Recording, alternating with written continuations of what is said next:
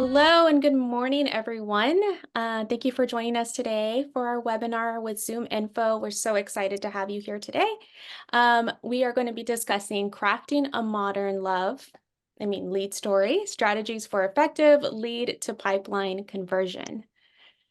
But before we get going today, just a few housekeeping notes. This webinar is being recorded. We will send out the recording to all of you within 24 hours of today's presentation. We will also be emailing it, so feel free to share it with your team or your colleagues or any of your other coworkers who might find this information valuable. And we do have a chat and a QA enabled. If you do have questions throughout the presentation, please feel free to drop them in the Q&A, and I will be monitoring them and sending them over to our hosts today to get your questions answered. And then chat is enabled. So if you have any chat questions or want to talk with your fellow colleagues, feel free to use that as well. We love to hear your conversations and use that in our presentation. So please feel free to get that going. And without further ado, let's introduce today's speakers. We are joined today by Michelle Blondin, Director of Demand Generation at ZoomInfo, and Jeff Day, SVP of Marketing at Acton Software. Without further ado, guys, Jeff, do you want to introduce yourself a little bit further? Sure. Well, actually, as I'll be hosting going forward here, I'll offer Michelle to introduce herself first, and I'll follow up. Sure. Thanks, Jeff. Hi, everyone, and thanks for having me on. Michelle Blondin, Director of Demand Gen at ZoomInfo. I've been in B2B tech marketing for quite some time, career marketer, so know and love a topic like this. Really excited to dig in and riff with Jeff on this, and excited to see some of the questions coming in here from you all as well. Excellent. Thank you, Michelle. And I am Jeff Day. I'm the SVP of Marketing at Acton Software. Your host for today. I've been in technology for many, many years, starting out as an engineer. And then, as I say, I fell back into the dark side of marketing maybe some 20 years ago and have loved it, largely just because of the diversity of everything you can do. But been in technology, B2B marketing for probably over 20 years, and have seen a lot of stuff and a lot of different trends and approaches. So happy to be able to share some of that with Michelle for all of you. So let's get going. We are here to talk about strategies for an effective lead to pipeline conversion. We are going to walk you through a process around define, identify, engage, convert, connect, and of course, as marketers, we always love to measure. While this is sort of the first touch point to pipeline flow, if the connect part is really our pipeline moment, we think it's important to think about each of these stages. Michelle, do you have anything to add here? Yeah, so I think so on this slide, you can see we're going to cover a lot more just versus just the conversion piece, but it's good to begin with the end in mind, right? So we got to kind of start at the beginning, and that's going to lead us to that conversion pipeline nirvana, hopefully. Absolutely. Nirvana. I love that. Our goal today is to lead you to nirvana. All right, let's start out. We got some build slides going here. I'm going to build them out mostly. We're not going to talk about lead acquisition, which of course is probably the first part of building pipeline for most marketers. But we'll really start there and how do you define what is a high quality lead versus something that maybe needs a little more nurturing or needs a little more processing. And I think that really comes down to most of us around lead scoring as a first touch point of how do we define what a quality lead is. Michelle, do you want to dive in here a little bit? I know you're experts at this and have a lot to share here. Sure. Yeah. Let me take a stab at it. So I think, generally speaking, like Jeff said, we're not going to go into the acquisition, right? I think we could probably cover a whole webinar on that alone. Yeah. But once you have people kind of coming in, it's really important, I think, in most of our worlds to define what good looks like, right? And maybe even focus in many cases on the quality over the quantity.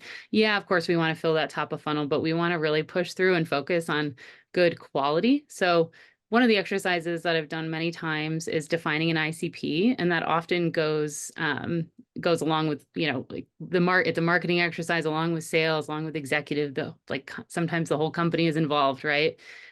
It is often very focused on the demographic. So like what's the right industry, company size, who at those accounts are going to be our real key buyers or focus. By title. They very much have to do with the firmographic too. So again, like, what that company or what that ideal account looks like. Behavioral, this is probably what we often gravitate to thinking of first when it comes to lead scoring, what they're doing, where they've come from, what they're engaging with. Are they searching, surfing around on our website, filling out forms? So there's a bunch in there, and I've built some models in the past. I'm sure, Jeff, you've had many as well, that look very different depending on your company, and it's going to always be very specific to your business, right? So it's not any one size fits all, but you're going to want to have those good conversations within marketing, across the aisle with sales, and perhaps across with product executives, et cetera. Yep, totally agree. And we follow the same basic model as that. I wanted to follow up, and in the firmographic score, we often use revenue to indicate company size. You can also use employee count, or things like industries that they're in if you're trying to sell to a specific industry. So all of those would go into like a firmographic and demographic score, and then behavioral is really a way of measuring engagement, as Michelle said. I think the maybe one of the pro tips or whatever is like, don't be afraid to get into it and just do it. Don't worry about whether you get it perfect out of the gate. It's actually it should be a very iterative process that you're tweaking constantly, and it's all relative. Like, you can pick whatever that score is, that's your threshold for MQL, doesn't really matter. And then you build a scoring model that you feel is right. So if it's a big company in these industries, maybe that's a little higher than a smaller company in these industries. But if they do these things, that's more meaningful to showing engagement and readiness to purchase versus the other things. And just go in there and start running, and you'll get leads, and the sales team will start assessing them and saying, oh, these weren't very good. And so, okay, you bump those down a little bit and you bump the other ones up. So I think that's a really that good. is to say, just go experiment and don't worry about it, but use it, because once you get it kind of dialed in, even if it's 90% accurate, it becomes the basis for when you hand off, and it becomes the basis for marketing teams to judge the quality of the leads they're bringing in, and maybe programs that they want to dial up or dial down based on the quality of lead. Yes, totally. And I think I like what you said there, Jeff, like start a little more simple and iterate. And, out the gate, it's probably really important to just not overcomplicate, Exactly. and have too many dimensions, because you then won't know exactly what's working well, and it'll be much more difficult to figure out what's working for you. And start simple, build from there. I think is a good, Totally. good. I mean, really, you can do no wrong. If you don't have a good lead score today, or any lead score, putting out some best guess on what you think a quality lead score is going to be better than what you have today. So all you can do is improve, right? Maybe you're, really sophisticated and you have what you feel is a good model. I still think iterating and maybe checking in on that on a regular basis, super important. We do that with our marketing ops team, our sales team. We kind of have input on a quarterly basis. So good. And so let's talk about this magical buzzword, predictive lead scoring. It's been around actually for a long time, and I think it's very much improved its capability and its credibility. I know when it first came out, everyone was like, well, I don't trust it. And I think that might be the sentiment to some people still, but it's been around long enough that it's proved itself, and it's proved its accuracy. Do you have experience with predictive lead score, Michelle? You want to dive in? So long ago, it feels like now, I worked at LinkedIn actually, and we had a propensity score, which was essentially a model that was built alongside with our analytics team and our marketing ops team. And it did exactly that, where it kind of looked at your propensity to engage with us and travel through the funnel. And that was like homegrown, built inside of LinkedIn, right? So very cool for the times, but it totally has evolved massively since my time there, which I realize is longer than I care to count. Time moves fast, but with AI here now, like this is something that I feel like you have to kind of embrace or you're going to be left behind. I think you kind of have to lean into this. These models are getting incredible.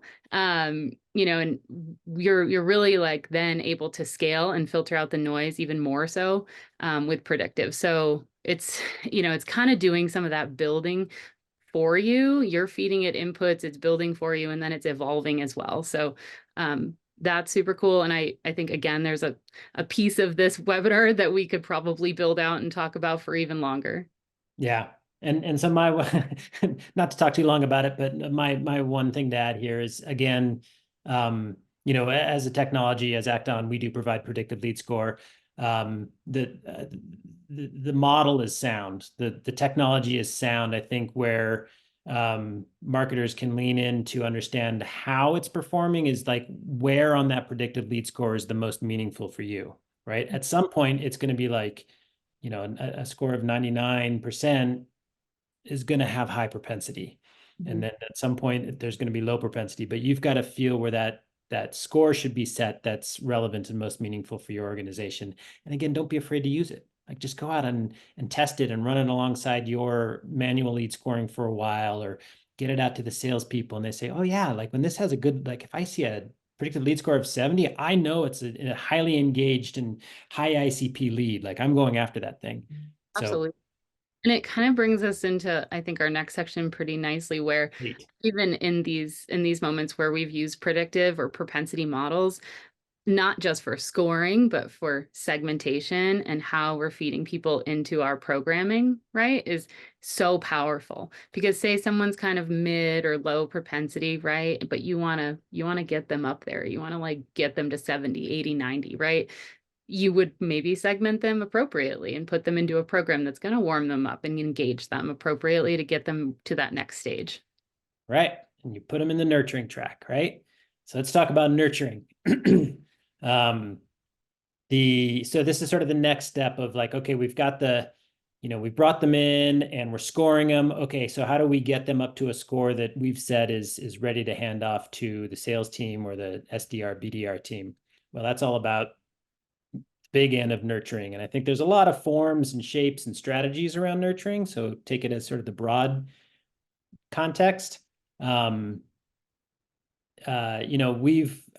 think there's sort of maybe three broad approaches or three different ways of nurturing leads to further engagement and bringing up both their score and their readiness to engage with a salesperson.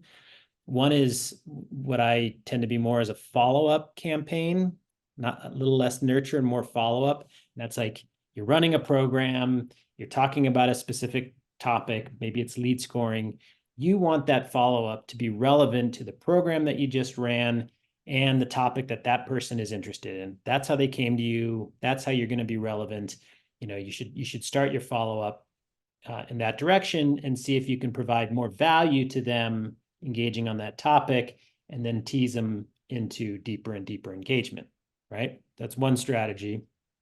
The other strategy is more around aligning your programs to top of funnel type engagement and contact, and middle of funnel engagement and content, and then bottom of funnel. And the idea and the strategy here is aligning more to where they are in the buying cycle and not trying to push them too fast into a demo or a sales engagement, but giving them content and engagement that helps them move through that process until they sort of self-select and say that they're ready. So top of funnel could be more topical and all these different things we're talking about and high value content. Middle funnel is trying to help them understand their buying process and maybe certain things that they need to check off in the buying process, TCO analysis, vendor analysis, features and functionality, video demos, whatever that is. And lower content, bottom of funnel will be more validation and building a business plan and stuff like that, right? Yes, I love that. Yeah. Yeah, I was going to say as far as bottom of funnel goes, one thing to know about me is I love webinars, but I want to make sure those of you out there can walk away with like little tips or tricks that maybe you could like take back and implement right now. Something Excellent. bottom of funnel that I've found works really well in my past, and I'm really excited to test it out here at ZoomInfo, is what we've called an in-market nurture. And it is a bottom of funnel nurture. It's a little email drip program. Nurture, I guess maybe is even a more sophisticated like name for it. But it's basically taking someone that has that like high lead score. They might be in market if you're using a tool like ZoomInfo and they're in the, like purchase stage. It doesn't matter. However you have decided, if they've like signed up for a demo or filled out a pricing form on your website, you might pull them into this in-market nurture and give them some of that lower funnel content to get them super, super ready and primed and excited to talk to sales. That's one that I've found has been super helpful and accelerates people right over to conversion, like into an actual demo with sales. So just a quick tip, wanted to share something kind of practical that you could take back maybe. It's a great idea. Kind of sounds like striking while the iron's hot, right?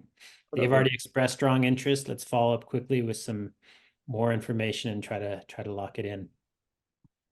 I think the third way that we've approached things and have done in the past and can be very effective is aligning more around the sort of demographic information. So if you're industry specific in your marketing or your go-to-market, if you're title specific or any other market segment specific, you can create programs that talk that language and provide that content. And so if that's a very meaningful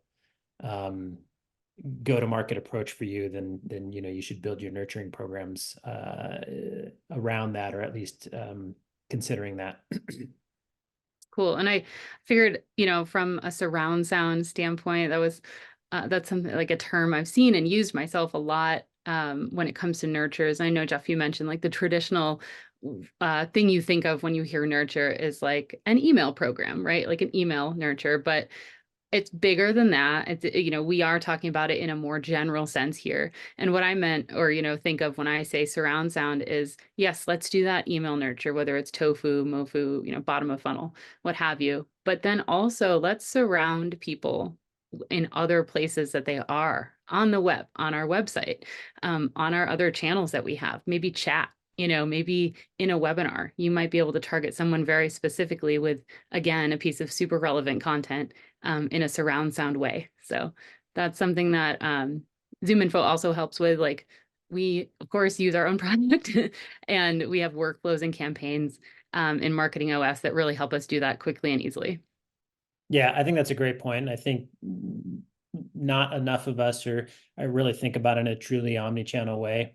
And so particularly if you're getting engaged from a lead coming off of a social media campaign, or if you do text messaging or some other type of channel, like you should recognize that and take the opportunity to respond to them in the same channel. They might not like email. They might get flooded with emails. They might have spam filters that are filtering out anything but internal email.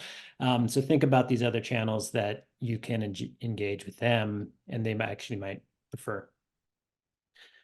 And then I think the last piece around this, as we're probably going to state in every section of this, is go experiment and iterate and measure and tweak and adapt, right? There's never ever a perfect campaign or a perfect approach, and what works for a while might not work in the next quarter as trends change or people want to engage in a different way. So use the systems that you have to measure the effectiveness of campaigns, but also individual emails and social media outreach and text message outreach, and tweak and to improve performance. Cool. Yeah, I think this section is kind of one where if you're getting it right, you start to realize the whole is greater than the sum of the parts kind of thing. You have that like resounding effect across your channels ideally. So yeah, and you just made me think too. Sorry, we're kind of lingering on the slide a lot, but I guess it is the meat of the conversion from from lead to pipeline, I want to go back to the comment you made. It's quality over quantity, right? Quality, quality, quality. You've got to be relevant to the lead, the person who first, opted into you. You got to reach them on their topic. You got to give them information that they want before they're going to engage with you. I think too many of us marketers tend to come out and be like, oh, I want to drive you to an engagement. I want to get you to, book a meeting with us. Book a meeting. Like, well, why do they want to book a meeting? What are you giving Right. them that entices them to book a meeting? And how have you gained your credibility in a way that they're going to want to book a meeting with you? So think about, how can I help them in their buying cycle and their research cycle on whatever it is they're interested in, and lead them down the path to engage with you more and more and more. Totally. And it's a little bit like relationships in your life, right? Like meet them where they're at. Maybe a little nod to our Valentine's Day theme. There you go. meet your buyer where they're at. And I think that you've said that really nicely, Jeff. Good. Thank you. All right. I think we move to our next section. Build this out. Is there one more? Nope, went too far. All right. Conversion. This is really the stage where you're handing off that high quality, high lead score, beautifully nurtured lead, this perfect box of chocolates to go with the theme, over to an SDR team or a BDR team so they can follow up and make that final qualification and engagement, personal engagement. And so I think, some of the themes that we have going here are common. You got to rise above the noise. It's got to be relevant, personalize, make it easy on the buyer, provide value.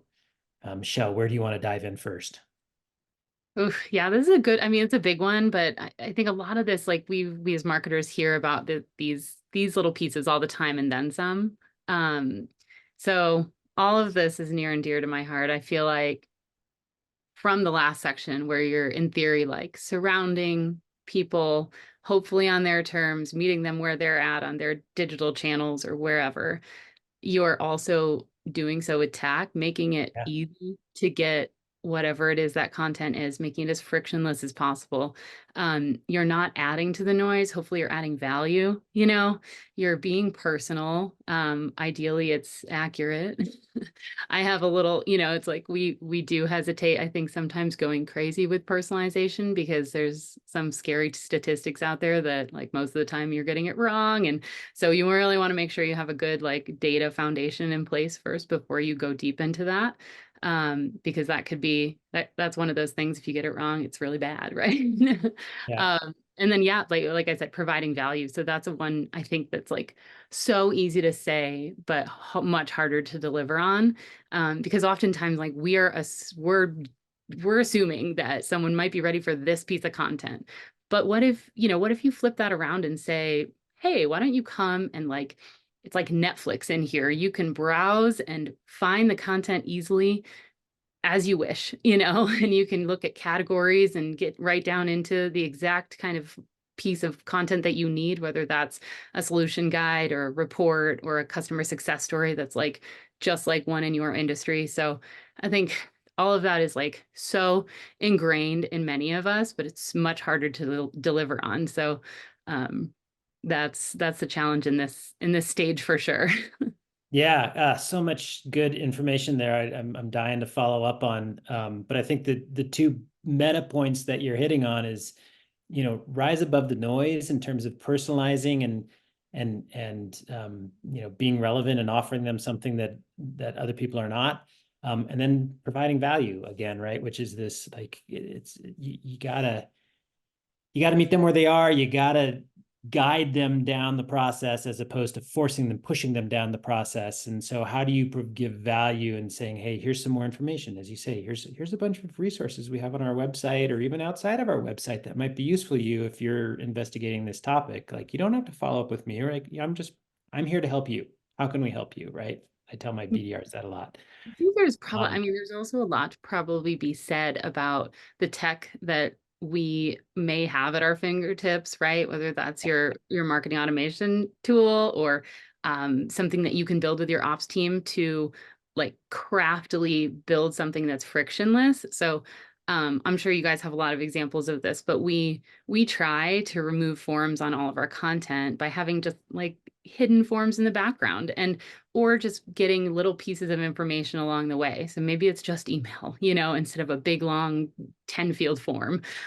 So there are ways, I think, operationally that you can think about doing a lot of this and still make it a really great experience for the user or the buyer. So Yeah, I think that's great. I do want to dive in a little bit more about the personalization. I think this is so critical. And it's a key element to how you rise above the noise, right? I probably get 100 prospecting emails a day as a SVP of marketing. And, most of them just like, I'm not even looking, like in the subject line, in the first line that shows up in my email. Like if you're not talking about something that I'm interested, I'm just delete, delete, delete, delete, delete. So the way to get above that and rise above the noise is personalize, which is, tell me that you know exactly who I am and why I should be interested in whatever you have that you're telling me. And provide something of value, provide something of relevance. Like, hey, Jeff, the latest trend in whatever, lead scoring, predictive lead scoring.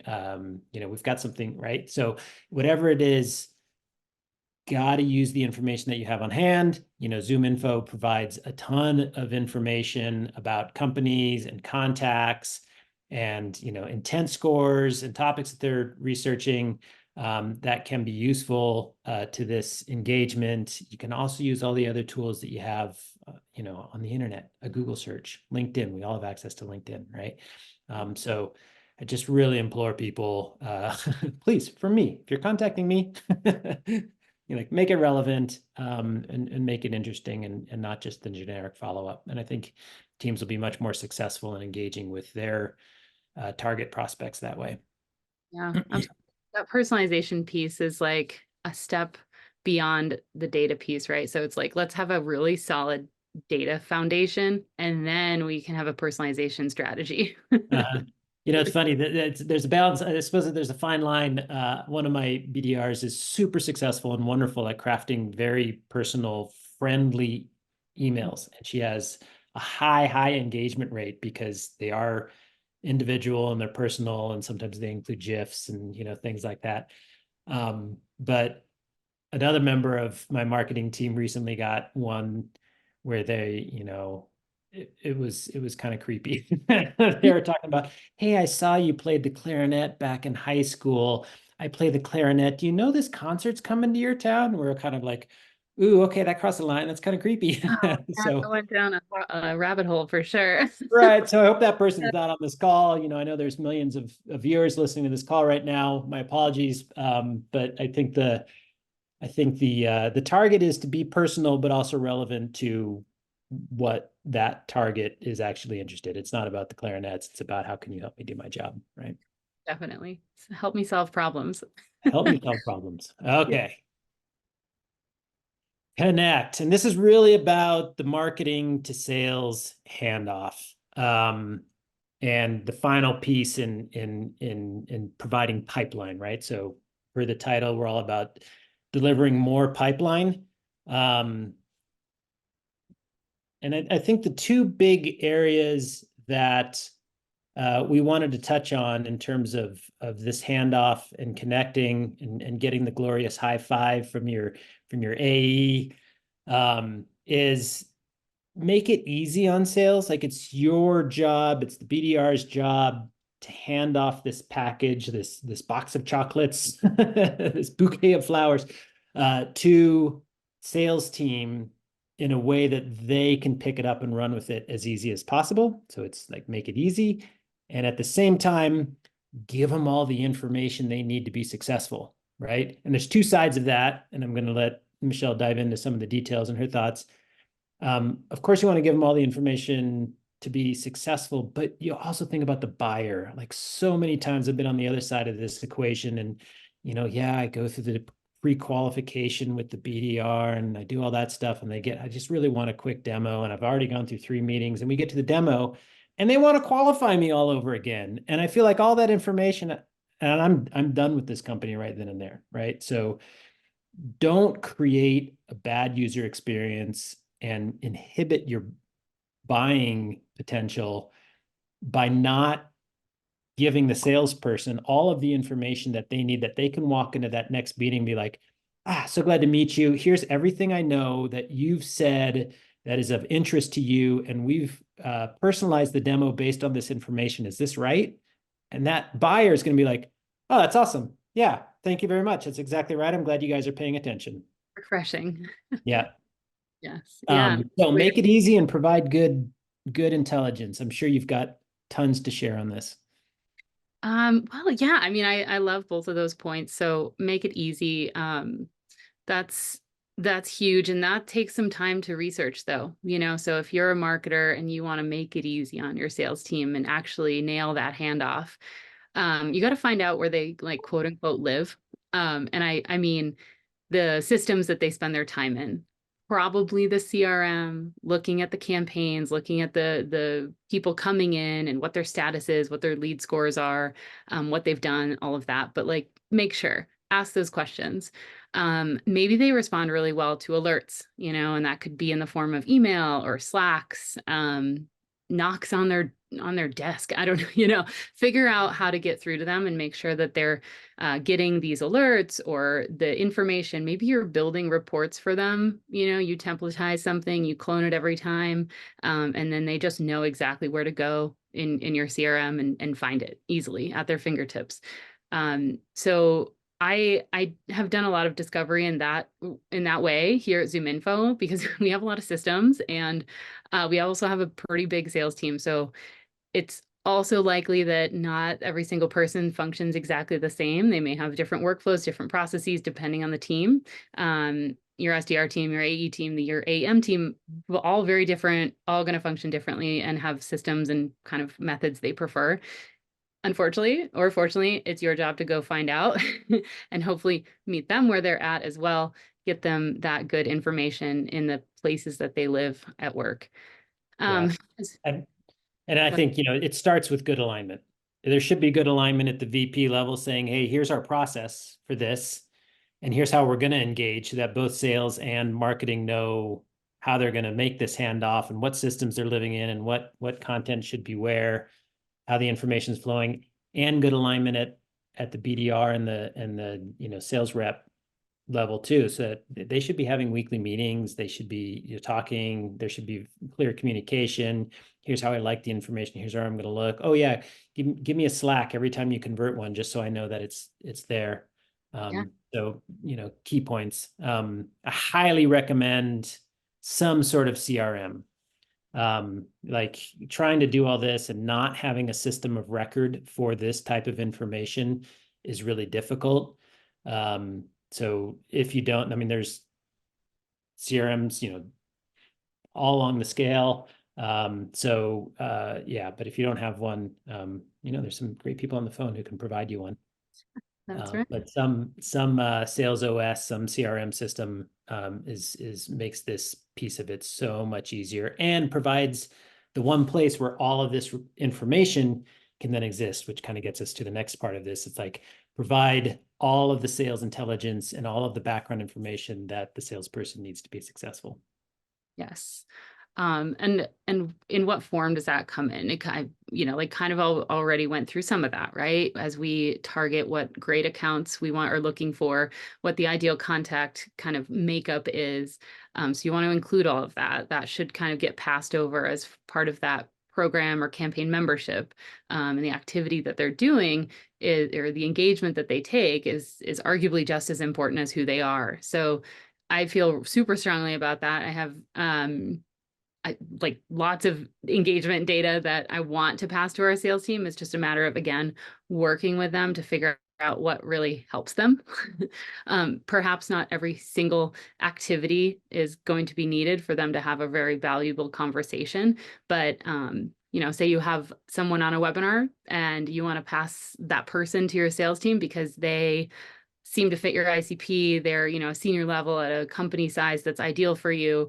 And they've also asked a ton of questions. They've filled out polls. They clicked a couple, like download slides buttons or whatever it is. that's really good information, and that's going to be super helpful to your sales team to get that conversation started and make it personal. So just a couple thoughts on that, but there's a ton we could, share, I think, and it's again going to kind of come down to having those good conversations and getting that good alignment and feedback from sales and what's going to be super useful for your teams. Totally, totally. And that's key to building, like, right, our end objective here, aside from Nirvana, is building pipeline. And so the more prepared that salesperson can be going into the meeting with all of this background information, the firmographic, the contact information, what the contact has done to engage with us, what topics they're interested in, and the conversation notes that the BDR might have had along the way. All that information preps the salesperson to be more effective so that they can go in and qualify and make pipeline. So it's all to all of our benefit. Great. And then, oh, there was some build there. Good thing I got that right. And then the final piece, not surprising from a set of marketers, measure, measure, measure, analyze, iterate, improve. As we just noted, it's all about pipeline and sales, hopefully. But, this topic's about pipeline. It's not about MQLs. It's not about the leads. It's not about the activity. It's how do we, all of these come together to build more pipeline for the organization. So Michelle, like, what are some of the things that you think about in terms of measuring and improving? Yeah. Well, we love a good dashboard here at ZoomInfo. So we have all kinds of measurement and dimensions to kind of look at our programs and our channels to see how they're performing. So I love that one. I love myself a good KPI and full funnel view. So we, just to share, we do look at MQLs as a leading indicator of what's going to happen down the line. But we are very, very focused on MQL to demo conversion, demo to opportunity, pipeline, and then hopefully close one business and ACV. So we look at it all, and we technically are gold all across every single stage. And so that makes that collaboration and alignment with our sales team all that much more important, because it's not about just hitting our MQL number, that's not good enough. Yeah. And I think that's probably the case for many of us. And then as far as iterate goes, we actually just had a really cool, like testing brainstorm, like how we want to go about testing in 2024. And I think we've said it throughout this presentation. Go back, tweak things, see what's working, iterate, test, and hopefully gather some insights to put into action and change things. Because if our industry is nothing if not ever changing, and our buyers are too, they're evolving, they're behaving differently. They're on more channels than ever. They want to interact with humans less than ever. So it becomes that much more challenging. And we kind of have to stay ahead of things by testing things out and making sure we're never complacent. One thing I know you and I have talked about, Jeff, is talking to your sales team again, just getting that qualitative feedback about your programs and channels that you're passing over, the people that you're passing over to them. Because as much as we love a good dashboard, we love good metrics. I think it's so helpful to get those anecdotes and just hear feedback.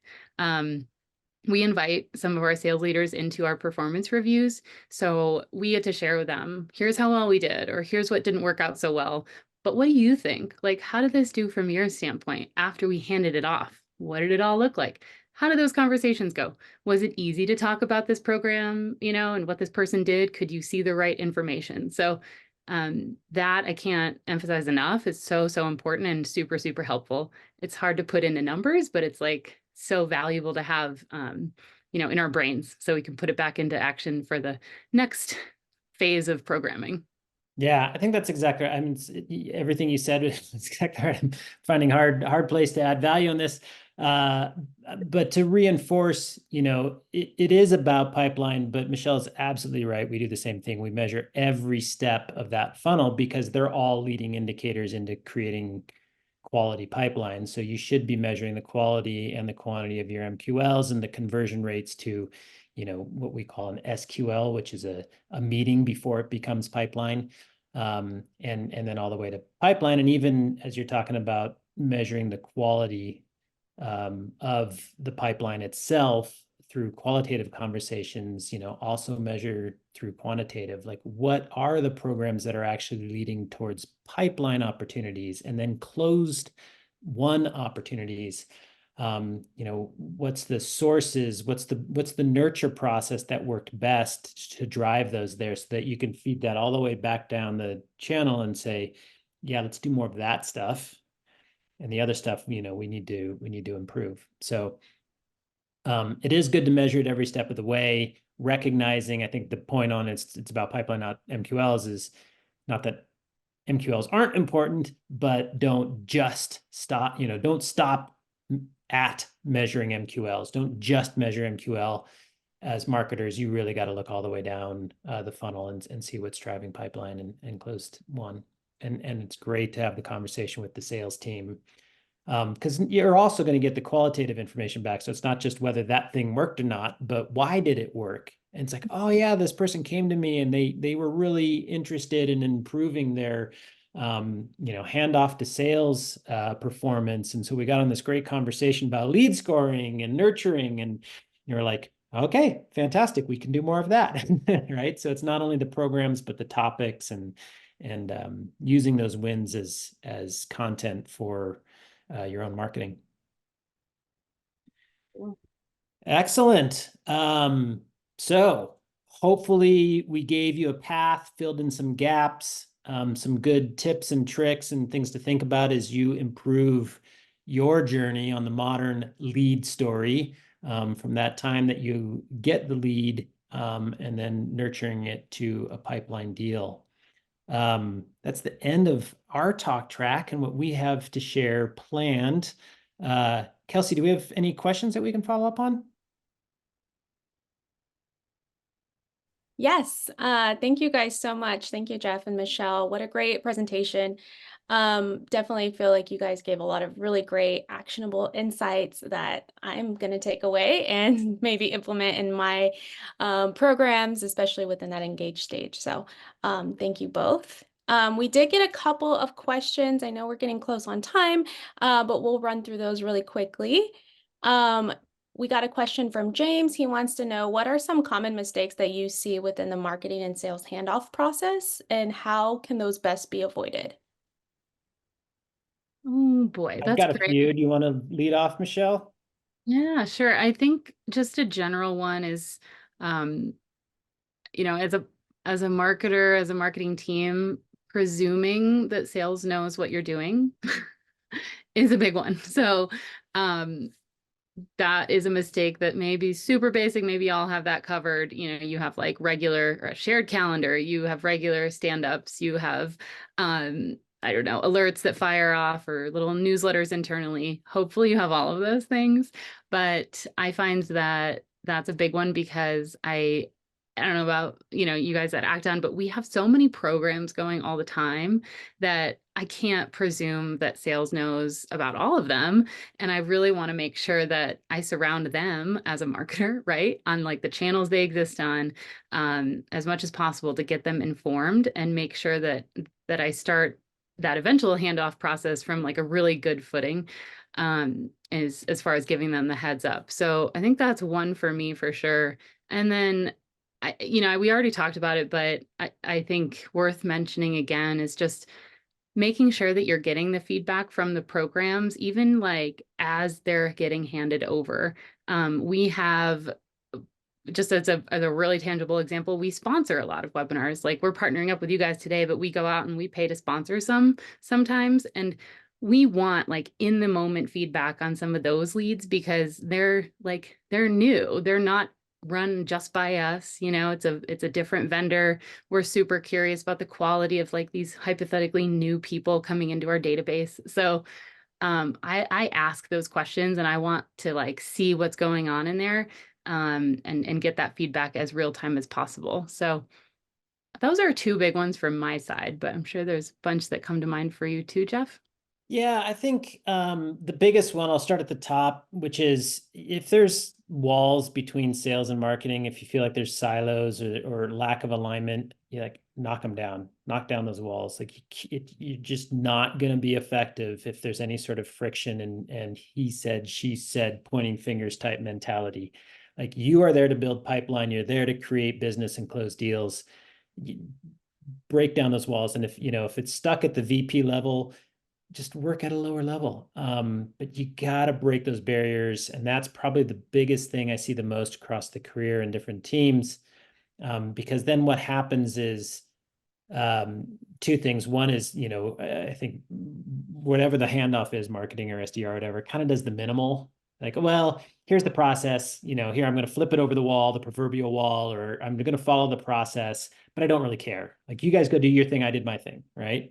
That's the mentality that perpetuates in that sort of scenario, and you got to break it down because we're here to grow pipeline, and you need that feedback loop that Michelle's talking about, and you need there to be good alignment. And whoever's making that handoff, either between marketing and the SDR team or the SDR team and the field sales team, their mentality should be, what can I do? What is the optimal that I can do to ensure the success of this opportunity that I think is worth working on, right? Do they have all the information? Do they have all the context? Can I provide them the whole buying committee? Should we sit down and have a 15-minute sync on everything that I pass over? That should be the mentality. And I think the biggest pitfall is that we sort of, I don't know, default to the lowest possible thing that we can do. And that's absolutely the wrong mindset. Yeah. So Yeah. Really one team. Like we're all here to grow our companies and, drive revenue, right? So whether you're in yeah. marketing or sales, that's the story these days. So Yeah. And if you're on the marketing side saying, well, I don't know, it's not our fault, it's sales, like they don't want to, like, don't accept it. Like, send them all the information. Just start acting on that side. Like, here's everything that we have. Is there anything that we can do to follow up? Do you understand where this is coming from? Here's the topics they talked about. Did you know that there's 5 other leads in the system from the same company that's also been engaging with us, even though they didn't MQL? Like, you can turn on the fire hose and they'll be like, oh, awesome. yeah, Thank you very much. This was actually very useful. totally. Yeah. All right. Anything else, Kelsey? You said there was 2? Yeah, great point. Yes, we have one other question. What is most crucial when it comes to reporting full funnel performance? And how does that differ across various stages of the funnel? Well, we could definitely have a whole nother 40 minutes or so on this topic. Wow. To get into that, I think, you gotta think about what's driving the things that matter. What's the quality? So don't, it's the same sort of message. Don't get stuck just on volume. Think about volume and conversion and what's driving pipeline opportunities as opposed to just volume of MQL. So, one message is, as Michelle said earlier, it's like, yeah, you should be measuring every stage of the funnel. What's most important though is that you measure every stage. No one of those is more important than any other because you got to go through all of them, right? But what's most important is that you're looking at volume and conversion, and then you're looking at what's actually contributing to your downstream opportunities. We call them SQOs, which is pipeline deals. And so while you're measuring the whole performance stack, also go down there, okay, but what actually ended up converting in the end? And let's make sure that we're most focused on driving that outcome. Yeah, I like that. I think, like what's most crucial, it's like looking at it holistically is most crucial, I think, right? Yeah. Like looking at the whole funnel and the conversion as you go through each stage. Cause yeah, like you said, Jeff, no one piece is the be all end all. And then I was gonna say, going in and doing, if you have the luxury of time to do this and have, maybe some partners on under like marketing ops or sales ops side or analytics, going in and doing an opportunity analysis, like or a win-loss analysis, and kind of reverse engineering. I think you were kind of getting to this earlier, Yep. Jeff. Yep. What really goes into a great close one deal, and how can we make that happen again, again Yep. and again and again? So I think that's like getting a little off of the exact question, but figured I'd mention that because that could be super useful and powerful too. Yeah, I used to, so I think I mentioned I was an engineer at first. And so I've always thought the science side of marketing, it's simple arithmetic.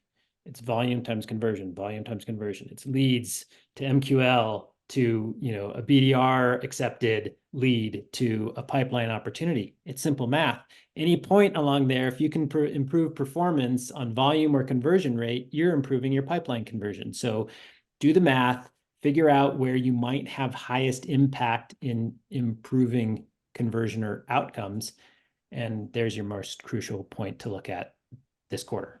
It might be someplace else next quarter. But it's another way of looking at sort of where should we be focusing our attention. Love that. Yep. All right. Well, great. Thank you again for this presentation. We will be doing a brief survey at the end. Thank you all for attending. If you have the time, please fill out the survey and let us know what you think. It helps us create better content in the future. And with that, thank you guys for joining and have a great day. Thank you, everyone, for spending your time with us. Thanks all.